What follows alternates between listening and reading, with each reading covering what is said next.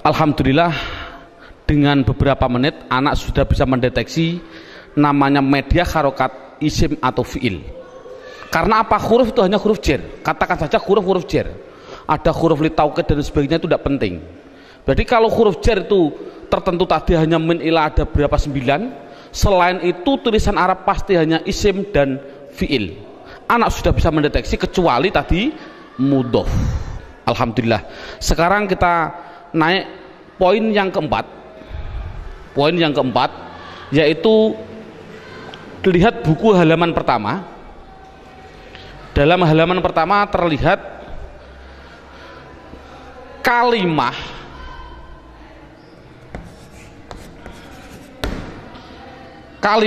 isim, fiil, huruf. Ini ada gambar kalimah pasti butuh kepada yang namanya, ini garis horizontal namanya perlu.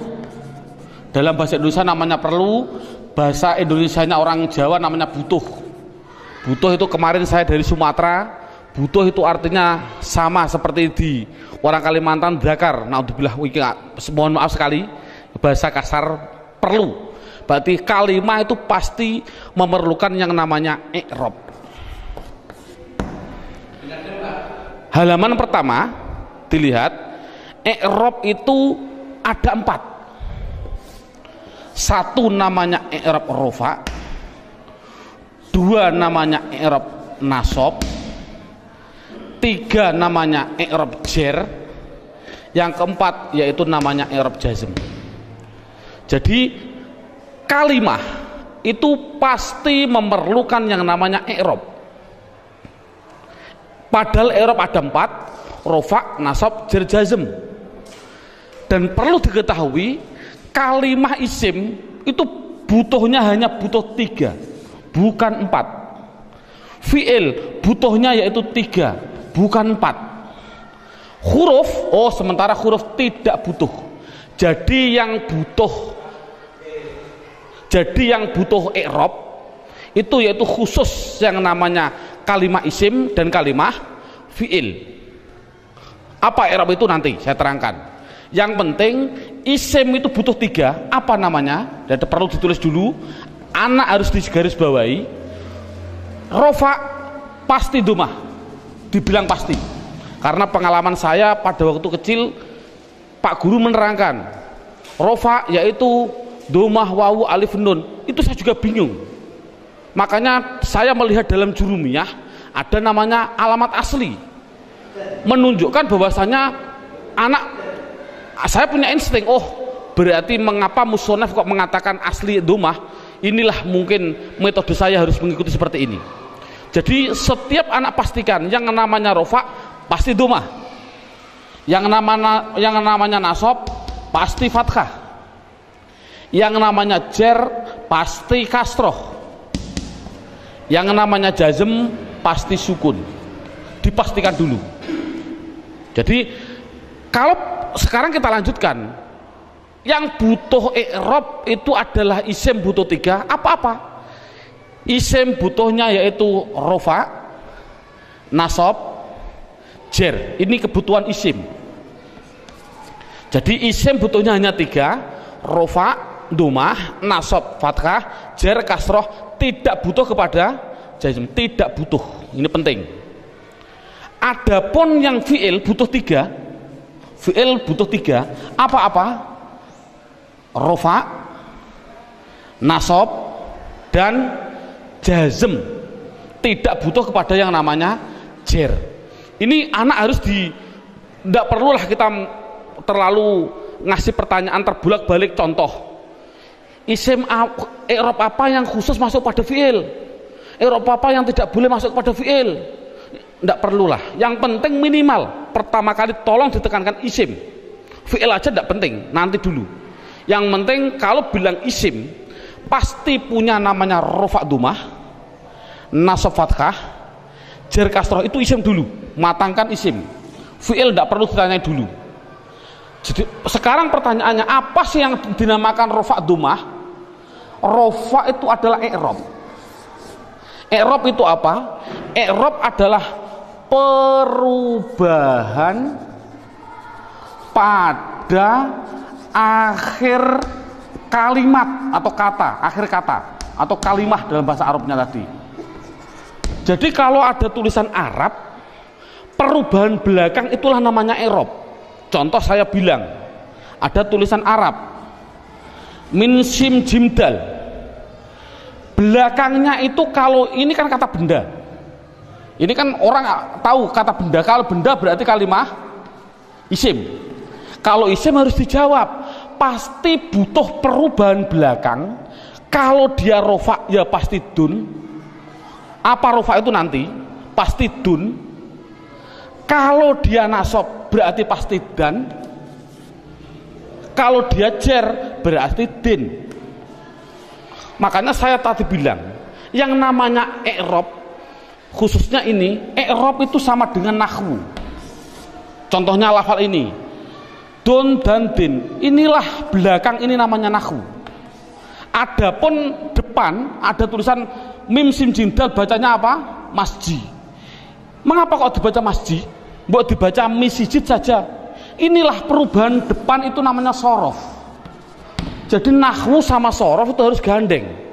Mengapa terjadi sekarang ini guru nahwu, guru sorof sudah berlainan, itu sudah jauh, akan bertemu juga sulit, karena satu kalimat membutuhkan dua hal, yang namanya nahwu dan sorof. Jadi perubahan depan itu namanya sorof, perubahan belakang adalah nahwu.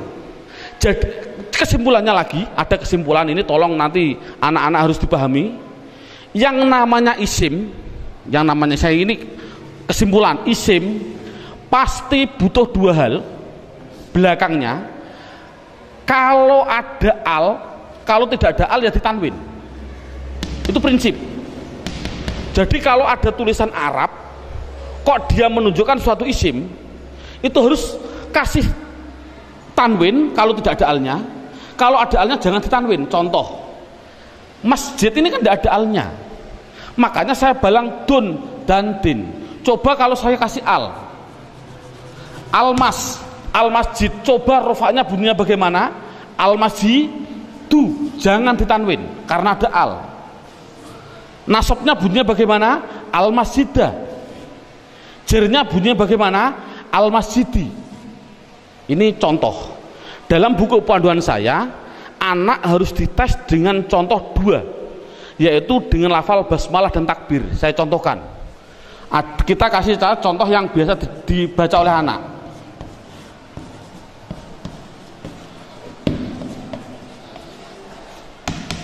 Dideteksi dulu isim fi'ilnya. Coba rohim, lafal belakang ini isim fi'il atau huruf?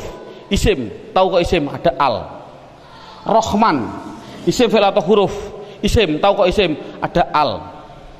Allah, isim fi'il atau huruf? Isim. Tahu kok isim? Ada al. Silahkan. Ini ada khilafiyah ulama. Ada yang mengatakan jangan bilang al. Ini adalah ismudzat, tidak boleh dirubah-rubah. Tapi ada ulama yang mengatakan memang al. Dari lafal aliha dikasih al. Jadinya alifnya dikasih panjang.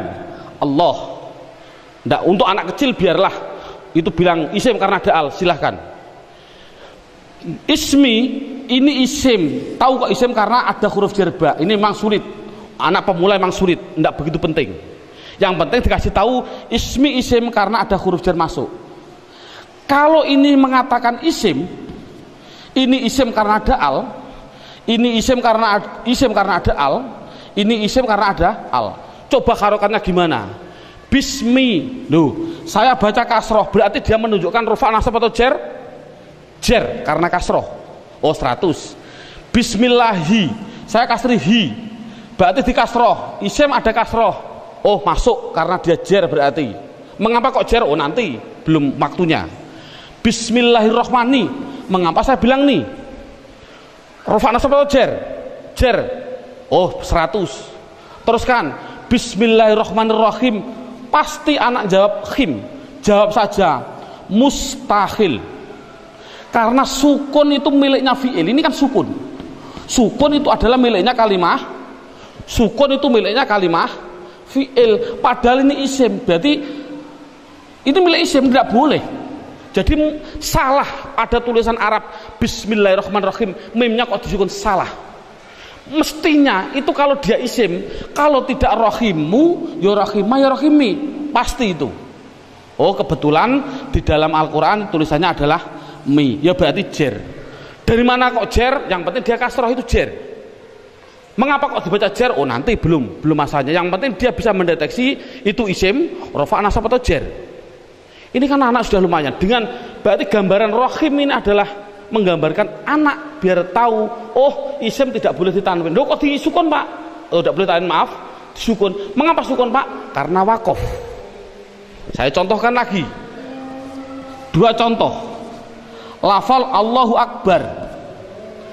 Allahu Akbar, orang bilang akbar disukun. Saya jawab salah.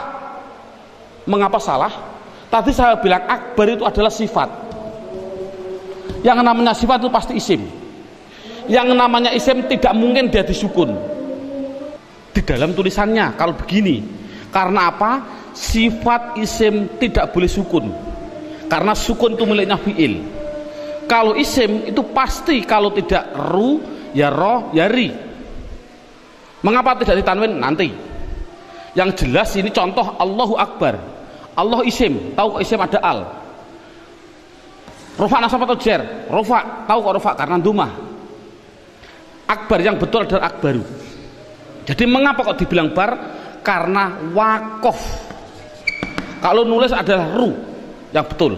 Makanya sering saya kasih pertanyaan, bagaimana hukumnya ada orang sholat bilang Allahu Akbaru, sah nggak?